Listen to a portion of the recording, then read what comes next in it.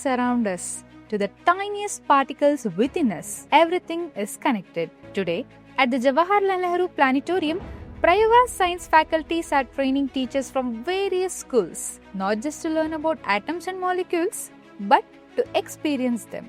As a teacher today, I have a role and we want to improve our teaching skills and how the science can be made into fun. That's why we have been here.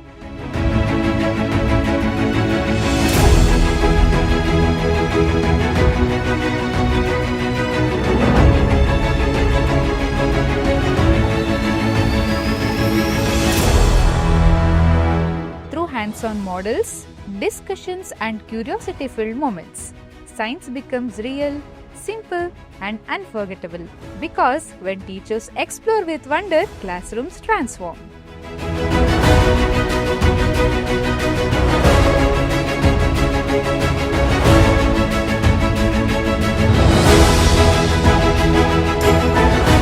Small atoms, big inspiration, powerful learning.